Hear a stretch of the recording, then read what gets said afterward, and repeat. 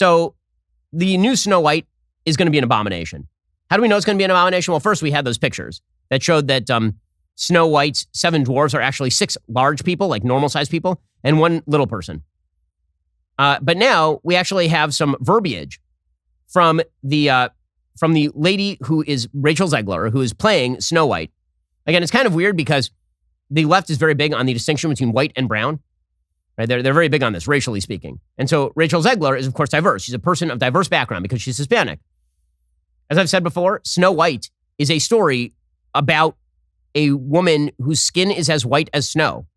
That's not racist. It's just in the story. In the same way that Pinocchio is about a wooden doll. And if you make the doll out of aluminum, it's a kind of different story.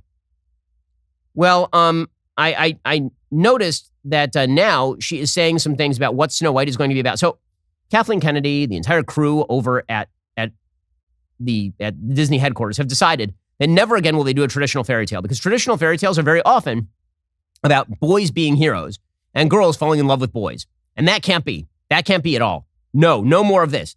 Every main character will now be a female, and every main character will be an empowered female hero who's a kick-ass lady. And so this is what Rachel Zegler says.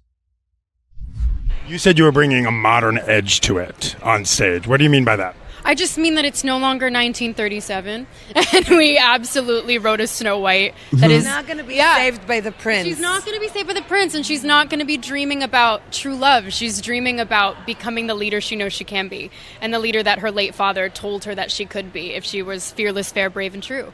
And so it's just a really incredible story for, I think, young people everywhere to see themselves in. Snow White is running for president. As opposed to, my campaign. There it is, right there, right? Launching my it's all political. It's all political.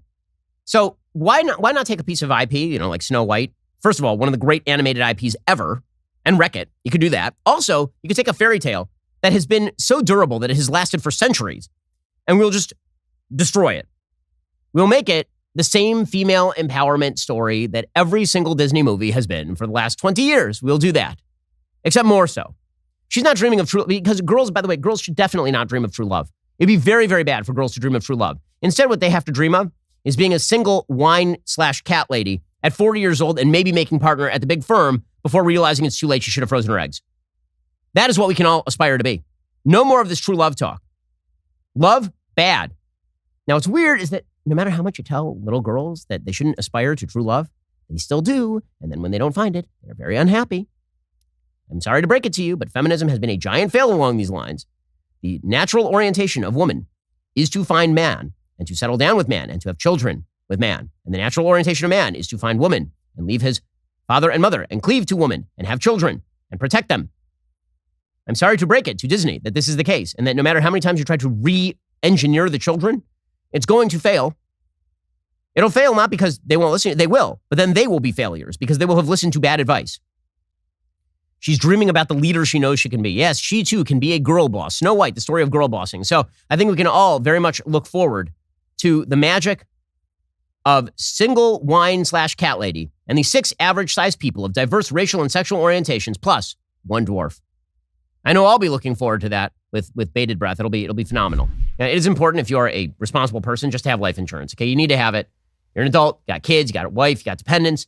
Okay, the fact is that you need life insurance. This means you should head on over to Policy Genius. Policy Genius makes it easy to compare life insurance quotes from top companies and find your lowest price. Let me tell you from personal experience, it is satisfying and worthwhile to make sure that you have this because, again, gives you a little bit of peace of mind that you need. With Policy Genius, you can find life insurance policies starting at just $25 per month for $1 million in coverage. Some options offer coverage in as little as a week and avoid those unnecessary medical exams. Policy Genius's licensed agents work for you, not the insurance companies. That means they don't have an incentive to recommend one insurer over another, so you can actually trust their guidance. There are no added fees. Your personal information remains private. Your loved ones deserve a financial safety net, and you deserve a smarter way to find and buy it. Head on over to policygenius.com/Shapiro or click that link in the description. Get your free life insurance quotes. See how much you could save. Life insurance is just the responsible thing to do. Death awaits us all, but you got to make sure that your family's taken care of just in case. Go to policygenius.com/Shapiro. That's policygenius.com/Shapiro. Go check them out right now. Everybody knows I love my Helix mattress. Did you know they just launched their newest, most high-end collection, Helix Elite? Helix has harnessed years of extensive mattress expertise to bring their customers a truly elevated sleep experience. The Helix Elite collection includes 6 different mattress models, each tailored for specific positions and firmness preferences. I've had my Helix mattress for like 7 years at this point. It is just as good as when you got it in the mail because that's how it works. You fill out their 2-minute sleep quiz and then it matches you to a mattress that is great for you. Mine is firm and breathable, which is exactly what I need. Go to helixsleep.com/Ben, take their 2-minute sleep quiz, find the perfect mattress for your body and sleep type. Your mattress will come right to your doorstep for free. Plus, Helix has a 10-year warranty. You can try it out for 100 nights risk-free. They'll even pick it up for you if you don't love it, but you're going to. Helix has over 12,000 5-star reviews. Their financing options and flexible payment plans make it so a great night's sleep is never far away. For a limited time, Helix is offering up to 20% off all mattress orders plus 2 free pillows for our listeners. It's their best offer yet. Hurry on over to helixsleep.com/Ben with Helix. Better sleep starts right now. helixsleep.com/Ben to get started and get 20% off all mattress orders plus 2 free pillows for our listeners. Go check them out right now. So Elon Musk he has now changed the logo of Twitter to X, I assume to sort of unify his brands because, of course, he is the SpaceX guy. And Twitter X is apparently going to now be a more fulsome media ecosystem, which, good for him. If he can find a way to monetize that, that'd be good because, of course, he has far more free speech than many of the other outlets that are out there. His goal is to presumably start doing video streaming and to monetize all of that, sort of bring in-house. So people were talking a little while ago about the threat that Facebook was going to provide to via threads to Twitter because they picked up like 10 million users in the first week or something. And I said at the time, that's not a comp because they're just porting over everybody from Instagram to Threads. And it turns out that as per most situations, I was right. Threads is already losing its allure for users, adding urgency for new features. Apparently, data show user engagement has fallen 70% as executives focus on options like a chronological feed. The reason for that is, of course, it's not where the newsmakers go. If you're a newsmaker, you go to Twitter. And Musk knows that. Well, now it appears the thread is actually going the other way. Twitter is going to start getting much more into the video business. And that's going to threaten Facebook's stranglehold on a lot of video entities and short form video and all of the rest. So it'll be interesting to see what Elon Musk does. He's doing some seat of the pants flying here, but it's worked for him so far. Okay, time for a couple of things that I hate. All right, so thing that I hate, number one. So I've absolutely crapped all over Barbie Land and the Barbie movie because it's bad and its values are terrible. And as I've said, Greta Gerwig is essentially an icon of social left-wing thinking. Who better than to direct The Chronicles of Narnia? I'm not kidding you. According to Entertainment Weekly, the Barbie director has now been tapped to write and direct at least 2 films for Netflix based on C.S. Lewis's novels. She says, I haven't even started wrapping my arms around it, but I'm properly scared of it, which feels like a good place to start. I think when I'm scared, it's always a good sign. Maybe when I stop being scared, it'll be like, maybe I shouldn't do that one. No, I'm terrified of it. It's extraordinary and it's exciting. So I'm just going to point out here that the Chronicles of Narnia are heavily Christian in content. C.S. Lewis, of course, one of the great apologists for Christianity of the 20th century. The Chronicles of Narnia are a very, very thinly veiled retelling of the Gospels. And The Lion, the Witch, and the Wardrobe is Aslan is Jesus. I mean, there's clearly, and everyone knows this. I mean, it's not as though it was hidden.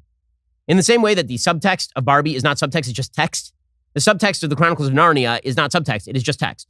Well, why would you take somebody whose apparent social ethos is wild left-wing feminism and then hand that person the Chronicles of Narnia? What is the C.S. Lewis estate doing? What do they think they are doing by handing this over to Greta Gerwig? Honest to God, it's like having Spike Lee direct Pride and Prejudice. Like, what are you doing? That is not his ideology. Pride and Prejudice has some interesting ideological perspectives. Spike Lee does not mirror those perspectives. Only Hollywood would think, well, what if we took Greta Gerwig and we handed her one of the great Christian novels ever written for kids? Let's do that. I very much look forward to learning that the White Queen is victim of the patriarchy and that she actually was victimized as a child by evil men, and that's why she became cruel and a witch. And the only way that she can truly be healed is by Aslan sacrificing his own patriarchal nature on the altar so she can be queen once again. Alrighty, guys, the rest of the show continues right now. You're not going to miss it. We'll be getting into the mailbag. If you're not a member, become a member. Use code Shapiro at checkout for 2 months free on all annual plans. Click that link in the description and join us.